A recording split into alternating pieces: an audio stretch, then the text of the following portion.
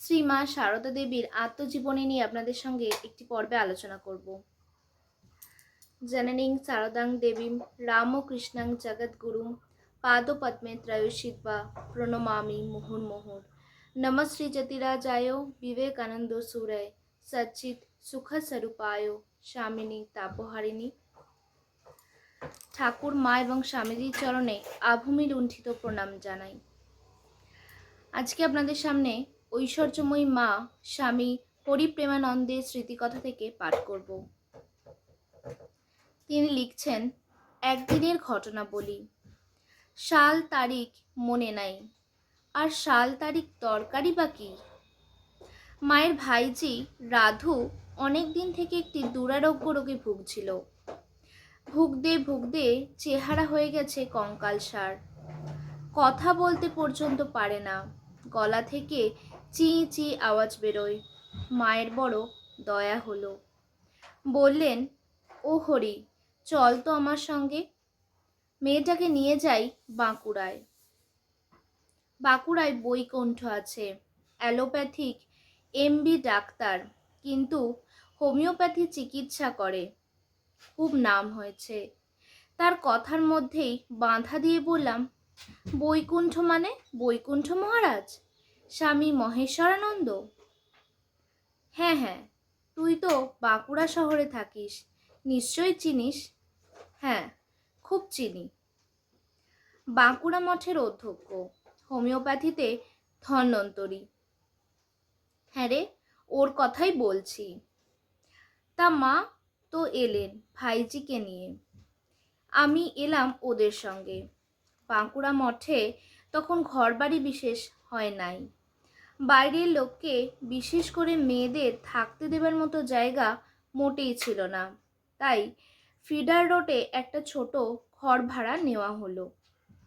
সেখানেই মায়ের ভাইজির চিকিৎসা হতে লাগলো।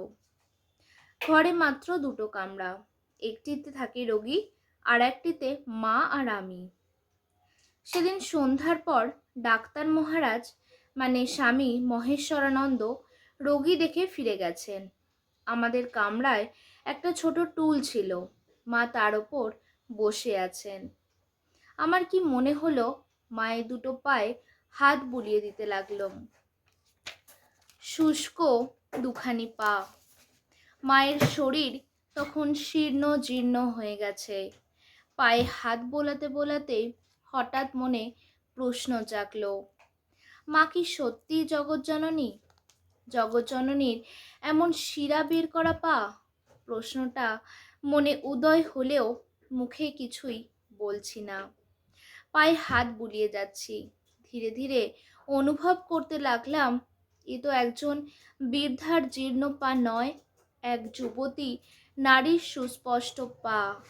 কাছেই একটা হারিকেন জ্বলছে, তার আলোয় স্পষ্ট দেখলাম আলতা পরা অপরূপ দুটো চরণ, ঘন সন্নিবিষ্ট পরিপুষ্ট অঙ্গুলিতে অর্ধচন্দ্রের মতো পদনখের শোভা।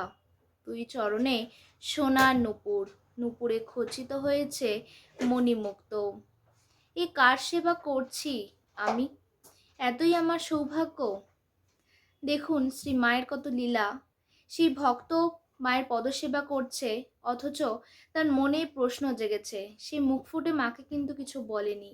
মা অন্তর্যামী না হলে এই অনুভূতি তার হতো না। পরক্ষণেই সে স্পষ্ট দেখতে পাচ্ছে যে সে যুবতী নারীর পা দেখছে। শ্রী মার পা হঠাৎই পরিবর্তন হয়ে গেছে তার চোখে। এটা মা অন্তর্যামী না হলে কখনোই সম্ভব হতো না। বিস্ময় হতবাক হয়ে চরণ থেকে আমার দৃষ্টি নিবন্ধ করতে চেষ্টা করলাম মায়ের মুখের ওপর। তাকিয়ে দেখি স্বর্ণকান্তি ত্রিনয়না, চতুর্ভুজা, নানা অলঙ্কার শোভিতা জগদ্ধাত্রী মূর্তি। মাথায় মুকুট, হাতে অস্ত্র, তার সর্বাঙ্গ থেকে বিচ্ছুরিত হচ্ছে অপরূপ জ্যোতি। ভালো করে দেখবার আগেই মা মা বলে চৈতন্য হারালাম। কতক্ষণ যে ওই অবস্থায় ছিলাম কে জানে।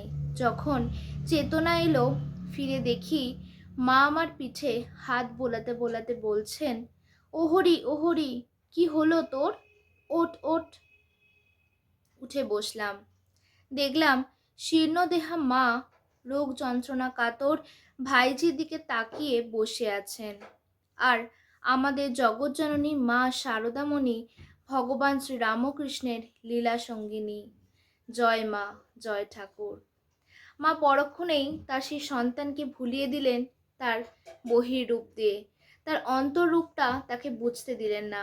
অথচ সেই ভক্ত কিন্তু মায়ের প্রকৃত স্বরূপ অল্প হলেও অনুভূতি পেয়েছে, সে বুঝতে পেরেছে মায়ের প্রকৃত রূপ। তাই পরক্ষণেই যাতে সেই ভক্ত বাহ্য জ্ঞানে ফিরে আসতে পারে, তাই মা তার নিজের রূপ পরিবর্তন করে নিলেন। পরবর্তী পর্ব নিয়ে আবারও ফিরে আসবো। ভিডিওটি ভালো লাগলে লাইক শেয়ার সাবস্ক্রাইব করতে ভুলবেন না।